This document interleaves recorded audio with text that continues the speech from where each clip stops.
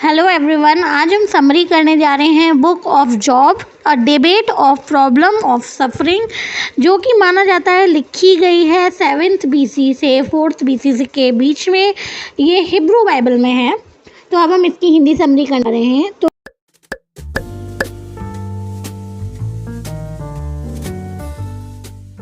इसकी शुरुआत होती है ऊज नाम की जगह से। ऊज नाम की जगह में एक आदमी रहता है जिसका नाम है जॉब।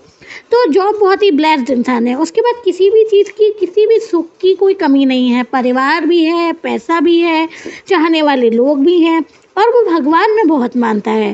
तो शैतान एक दिन भगवान से कहते हैं कि ये तो तुम्हें पूजना बंद कर जाएगा अगर तुम इससे ये सारी ब्लेसिंग्स छीन लेते हो, अगर तुम इसकी सुख सुविधाओं को छीन लेते हो तो ये इस तरीके से नहीं रहेगा। ये तुम्हें पूजना बंद हो जाएगा, तुम्हें दूसरों की तरह गालियाँ देने लगेगा, तुम्हें कोसने लगेगा। तो भगवान बोलते हैं तो चलो ठीक है, ट्राई करके देख लेते हैं।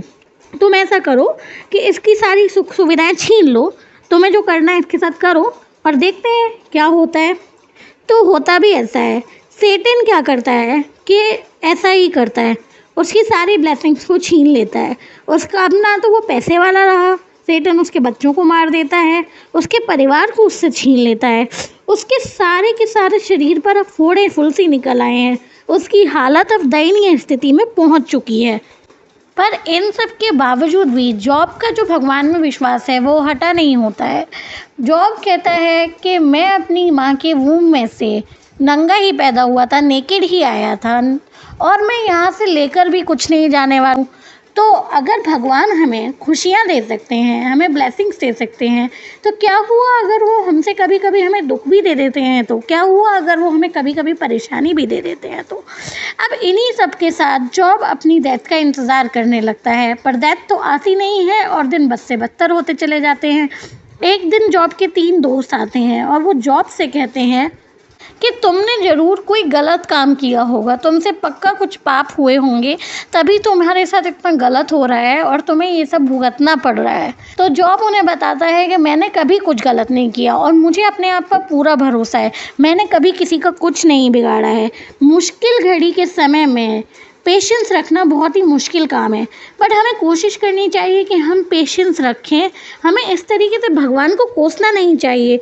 हालांकि हम बातों ही बातों में जब वो बातें करते हैं तो ये भी भांप लेते हैं कि अब जॉब थोड़ा सा परेशान होने लगा है, वो काफ़ी क्यूरियस भी होने लगा है, वो भगवान से जानना चाहता है कि उसने ऐसा कुछ भी नहीं किया, कोई पाप भी नहीं किया, तो उसके साथ ये सब क्यों हो रहा है। वो जानना चाहता है कि उसकी सफरिंग्स का कारण क्या है।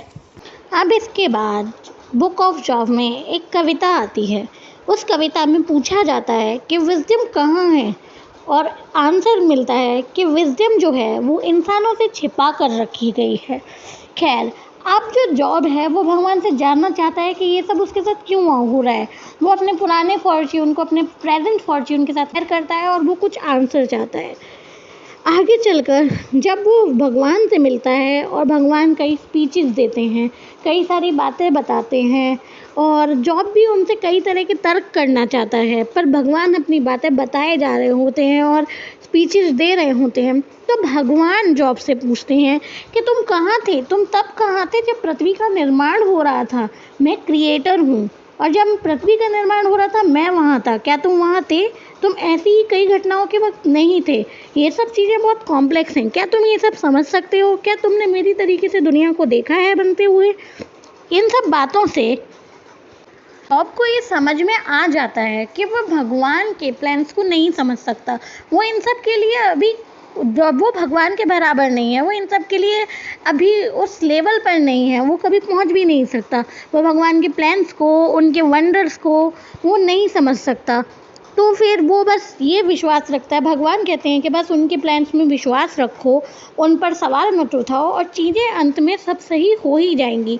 आखिर में भगवान जॉब के फ्रेंड्स को डांट भी लगाते हैं कि किसी के बुरे दिन चल रहे थे और तुम लोगों को इस तरीके से नहीं कहना चाहिए था कि उसने पाप किया होगा इसीलिए उसे सफरिंग्स झेलनी पड़ रही है।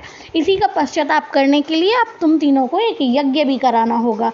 और वो एंड में जॉब को ब्लेसिंग्स वापस दे देते हैं, वो उसको सुख सुविधा डबल कर देते हैं, वो उसकी डबल ब्लेसिंग देते हैं और उसके बाद उसे एक नया परिवार भी दे देते हैं।